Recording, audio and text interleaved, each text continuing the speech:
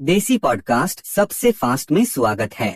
आज की इस वीडियो के अंदर हम लोग हर बार की तरह बहुत धमाकेदार हॉलीवुड न्यूज की बात करने वाले हैं, जहां पे हम लोग बात करेंगे स्पाइडरमैन 3 की, क्योंकि उससे रिलेटेड बहुत सारी अपडेट्स निकल के सामने आ रही हैं। डूम्सडे की स्टोरी की बात करेंगे, जो कि फिर से लीक हो गई है। कितनी सच कितनी झूठ वो तो नहीं पता, लेकिन सुनने में काफी मजेदार है। मोर्टल कॉम्बैट 3 की बात करेंगे, Tom Holland as James Bond की बात करेंगे, जिसके बारे में पहले भी बात किया था, लेकिन अब कुछ और अपडेट्स निकल के सामने आई है। क्वाइट प्लेस 3 की बात करेंगे, ओशन 11 की बात करेंगे, ब्लैक पैंथर की रिलीज डेट की बात करेंगे, बैटमैन सैंडमैन, मल्टीपल अपडेट्स आज की इस वीडियो के अंदर आपको मिलने वाली है। जहाँ पे सबसे पहले अपडेट मोर्टल कॉम्बैट 3 मूवी की तरफ से ही आ रही है। इसके जो प्रोड्यूसर हैं टॉड, उन्होंने बताया कि वो लोग मोर्टल कॉम्बैट 3 के ऊपर भी काम करेंगे, इसके मल्टीपल स्पिन ऑफ्स के ऊपर भी काम करेंगे, मतलब कि जो इसके कैरेक्टर्स होंगे उनके ऊपर अलग अलग डिफरेंट मूवीज बनाएंगे, इंडिविजुअल मूवीज, ऐसा भी वो लोग करेंगे। बट अगर मूवी सक्सेसफुल होगी तभी ऐसा करेंगे। और यहाँ पे मोर्टल कॉम्बैट 2 की बात हो रही है, अगर ये सक्सेसफुल हो गई, जो कि हो सकती है अगर इनके जितने भी दावे हैं, जितनी भी चीजें मैंने सुनी है कि अरे ये तो एंड गेम जैसी है, अगर वो सब सच है तो डेफिनेटली सक्सेसफुल हो जाएगी। लेकिन यहाँ पे इफ लगाना पड़ेगा, क्या पता वो सब बातें झूठ हो, लेकिन अगर सक्सेसफुल हो गई तो डेफिनेटली बहुत सारी मूवीज इसकी आने वाली हैं। नेक्स्ट अपडेट आ रही है फैंटास्टिक 4 की तरफ से, और यहाँ पे हम लोग बात कर रहे हैं 2005 वाली फैंटास्टिक 4 मूवी की। उसके अंदर वुल्वरिन का एक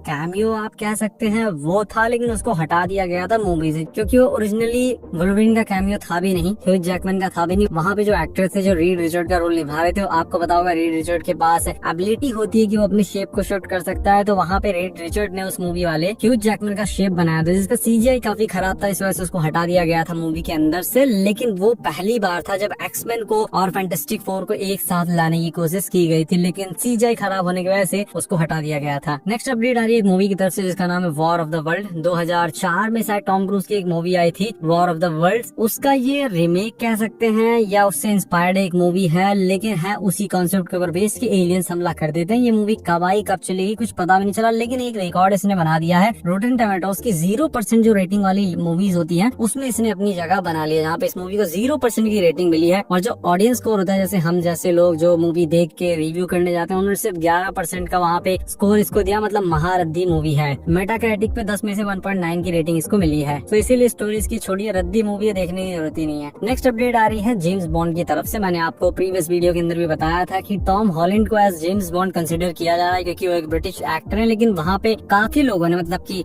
मैं आप लोगों की बात कर रहा हूँ, आपने ये कंसर्न जताया कि अरे इतने छोटे इंसान को कैसे जेम्स बॉन्ड के लिए ले रहे हो। आई थिंक उनकी हाइट 5'7" है, जो कि मेरे हिसाब से भी, काफी लोगों के हिसाब से भी कम हाइट है। लेकिन एक चीज आपको याद रखना है कि टॉम क्रूज, उनकी हाइट भी इतनी है 5'7" के करीब, लेकिन कहीं से भी मूवी के अंदर पता नहीं लगता कि उनकी हाइट छोटी है कि बड़ी। तो मूवी के अंदर अगर इनको लिया भी जाएगा तो इसके बहुत सारे तरीके हैं कैसे एक एक्टर को लंबा दिखाया जाए। तो अगर वो लोग सीरियसली कंसिडर कर रहे हैं, जो कि अगर रिपोर्ट्स की माने तो सीरियसली 3 एक्टर्स को कंसिडर कर रहे हैं, जिसमें पहले तो टॉम हॉलैंड है, दूसरे है हैरिस डिक्सन, जेकब एलॉर्डी। तो इन तीनों को ही वो कंसिडर कर रहे हैं, तीनों में से किसी भी एक को फाइनल कर सकते हैं। बाकी डायरेक्टर डिसाइड हो गया है। ड्यून मूवी के जो डायरेक्टर हैं डेनिस, वो इस मूवी को डायरेक्ट करने वाले हैं, और जो राइटर हैं वो स्टीफन नाइट होने वाले हैं।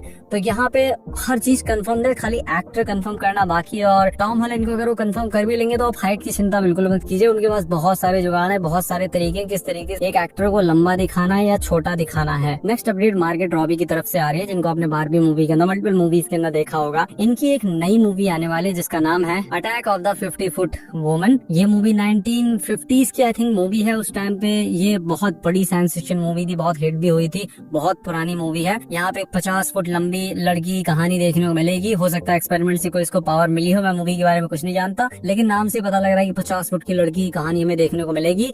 और इसके लिए कंसिडर किया जा रहा है और अर्ली स्टेजेस में बातचीत चल रही है मार्गेट रॉबी के साथ में कि ये मेन लीड में यहाँ पे आ जाए। बाकी डायरेक्टर के तौर पे टिम बर्टन को कंफर्म कर दिया गया, अटैच कर दिया गया कि वही इस मूवी को डायरेक्ट करने वाले हैं। बाकी इस मूवी के राइटर हैं गॉन गर्ल के राइटर गिलियन फ्लाइन, और इस मूवी का जो प्री प्रोडक्शन है वो अर्ली 2026 की, मतलब कि 2026 की शुरुआत में स्टार्ट हो जाएगा। रिलीज डेट अभी के लिए कोई निकल के सामने नहीं आई है। नेक्स्ट अपडेट भी टॉम हॉलैंड की तरफ से आ रहा है। आपको पता होगा बहुत सारी मूवीज टॉम हॉलैंड कर रहे हैं, काफी पैसा भी इनके पास, इसी वजह से अमीर लोग अक्सर ब्रेक लेते रहते हैं। इन्होंने अभी कुछ समय पहले भी लगभग 8 महीने का ब्रेक लिया था, क्योंकि काफी एग्जॉस्ट हो गए थे ये बहुत सारी मूवीज एंड सीरीज के अंदर काम कर करके। और अब 2027 में, जहाँ तक सुनने में आ रहा है 27 के एंड तक ये फिर से ब्रेक लेंगे, या तो 27 में या तो 27 के एंड तक फिर से 1 साल का ब्रेक लेंगे, ताकि काम से छुट्टी लेके ये अपने आप को रिकवर कर सके, अपने माइंड को फ्रेश कर सके। अब ये काफी लकी है क्योंकि बहुत सारे लोग दुनिया में कभी अपनी जॉब से 1 साल छोड़िए 1 महीने की छुट्टी नहीं ले पाते, जिसके आई थिंक कुछ तो होना चाहिए कि नॉर्मल इंसान भी 1 महीने की एटलीस्ट छुट्टी ले सके। बाकी नेक्स्ट अपडेट आ रहा है क्वाइट प्लेस 3 की तरफ से, जहाँ पे आप लोगों को पता होगा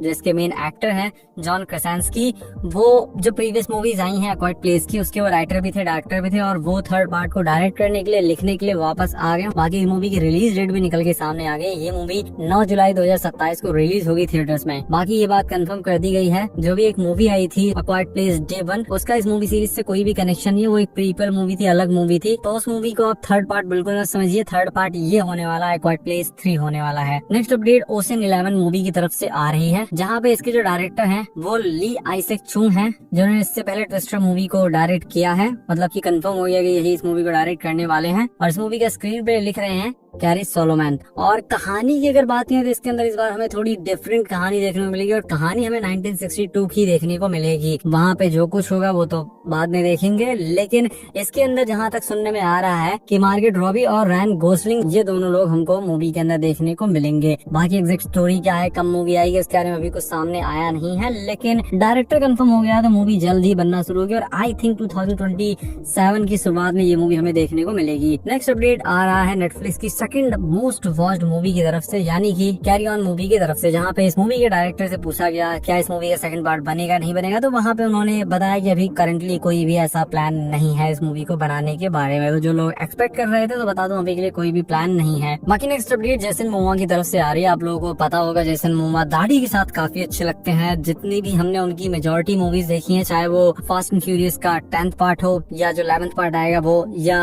एक्वामैन की जितनी मूवीज है उनके अंदर उनकी दाढ़ी हमने देखी है। आई थिंक मैं गलत हूँ, फास्ट एंड फ्यूरियस मूवी के अंदर उनकी दाढ़ी नहीं थी, छोटी सी दाढ़ी थी आई थिंक, लेकिन दाढ़ी के साथ बहुत बार हमने देखा। लेकिन ड्यून 3 के लिए वापस उन्होंने अपनी दाढ़ी 6 साल बाद कटवा दी है। जैसे कि आपको पता होगा ड्यून की मूवीज के अंदर वो बिना दाढ़ी के हमको क्लीन शेव में देखने को मिलते हैं, लेकिन मूवी की डिमांड है तो उनको दाढ़ी कटवानी पड़ी है। बाकी मूवी हमको अगले साल 18 दिसंबर को देखने को मिलेगी थिएटर्स में। नेक्स्ट अपडेट स्पाइडरमैन की तरफ से आ रहा है, जहाँ पे ये बताया जा रहा है कि इसके अंदर मल्टीपल विलन्स होने वाले हैं। मैंने एक वीडियो बनाया था जो कि सूट के बारे में था, लेकिन उसके अंदर मैंने कुछ ही विलन्स के बारे में बताया था, लेकिन नई रिपोर्ट के अनुसार इसके अंदर बहुत सारे विलन्स होने वाले हैं। पहला तो scorpion, boomerang, Tom stone, mister sinister most probably main villain होने वाला है। उसके साथ में इसके अंदर हमको टैरेंटुला, रैमरॉड और साथ में एक फीमेल एडवर्सरी भी देखने को मिल सकती है, जो कि सैडी सिंह से लिंक है। हो सकता है सैडी सिंह ही हो, फीमेल एडवर्सरी हो, विलन हो, होने को कुछ भी हो सकता है, लेकिन मल्टीपल विलन्स होने वाले, मल्टीपल हीरोज होने वाले, हल्क, पनिशर, डेयरडेविल भी सुनने में आ रहा, तो बहुत सारी चीजें इसके अंदर होने वाली हैं। एक तरीके से आप इसको मिनी एंड गेम समझ सकते हैं। और नेक्स्ट अपडेट भी इसी मूवी की तरफ से आ रही है, जो कि रूमर्स है, वो ये है कि पनिशर को इस बार हैवी अपग्रेड मिलने वाला। हो सकता है उसको किसी तरीके का, जैसे वॉर मशीन का सूट था, उस तरीके का कोई आर्मर वाला सूट मिल जाए, क्योंकि उसको बहुत ज्यादा पावरफुल इस बार मूवी के अंदर दिखाया जाएगा एडवांस वेपन्स के साथ में, और उसका कुछ कॉन्फ्लिक्ट होने वाला है स्पाइडरमैन के साथ में। अब एग्जैक्टली क्या होगा वो तो मूवी के अंदर ही पता लगेगा। बाकी आप लोगों ने पनिशर को बहुत सारे एक्शन, ब्रूटल एक्शन करते हुए देखा होगा, लेकिन वो चीज यहाँ पे आपको नहीं देखने को मिलेगी। ये PG-13 मूवी होने वाली है।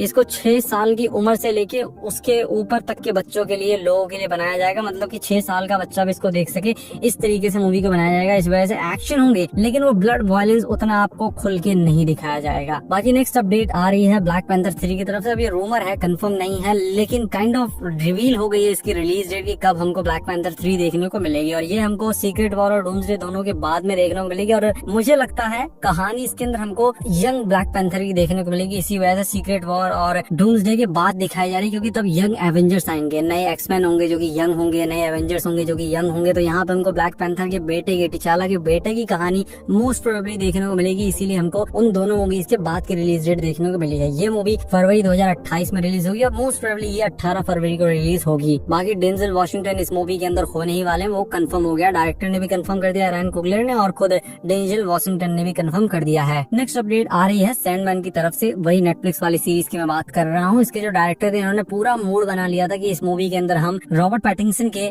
बैटमैन को दिखाने वाले हैं। भले ही छोटा सा अपीयरेंस हो लेकिन दिखाएंगे जरूर, क्योंकि ये जो मूवी है ये उसी यूनिवर्स का पार्ट है। लेकिन इस आइडिया को तुरंत ड्रॉप कर दिया गया, लॉजिस्टिकल और टोनल कंसर्न की वजह से इस आइडिया को ड्रॉप कर दिया गया था। बाकी दिखा देते तो मजा ही आ जाता, लेकिन कोई बात नहीं। बाकी आप लोगों ने ये सीरीज देखी तो बताइए कैसी है, नहीं देखी तो मैं देख के रिव्यू डेफिनेटली आप लोगों के लिए लेकर के आऊंगा। बाकी अब एक बहुत बड़े स्पॉइलर वार्निंग के साथ बात करते हैं एवेंजर्स डूम्सडे की कहानी के बारे में कि क्या कहानी हमें इसके अंदर देखने को मिलेगी। जो कहानी सुनने में लग रही है वो तो लग रहा है कि सच्ची होने वाली है, तो जिनको नहीं सुननी वो छोड़ के जा सकते हैं। मैं गारंटी नहीं ले सकता कि ये कहानी सच होगी झूठ होगी, लेकिन सुनने में काफी अच्छी लग रही है। और अगर बात करें कि आखिर क्या कहानी देखने को मिलेगी, तो इसके अंदर हमको कहानी देखने को मिलेगी अर्थ 616 की, जो कोलाइड होगी अर्थ 10005 से, जो कि एक्समैन का यूनिवर्स है, जिसके बारे में शूरी को पता लग जाता है और शूरी तुरंत बताती है सैम विल्सन को, वॉन्ग को, बैनर को, कैरल डेनवर्स को, फैंटास्टिक फोर को, जो कि वहाँ पहले ही आ चुके हैं, क्योंकि फ्रैंकलिन रिचर्ड किडनैप हो गया है, उसको डॉक्टर डूम ने किडनैप कर लिया है। जिसके बाद एवेंजर्स, थंडरबोल्ट, फैंटास्टिक फोर ये सब लोग मिलके मोनिका रैम्बी जो है उसको बचाने के लिए जाते हैं, रेस्क्यू करने के लिए जाते हैं उस पैरेलल यूनिवर्स से। अब हो सकता है कि जिस यूनिवर्स से वो लोग बचाने के लिए गए हैं मोनिका रैम्बी को, वो वही यूनिवर्स हो जो 10005 यूनिवर्स है। उसके बाद वहाँ पे लड़ाई बड़ाई होगी, क्योंकि सुनने में बहुत सारी ऐसी चीजें आ रही थी। लेकिन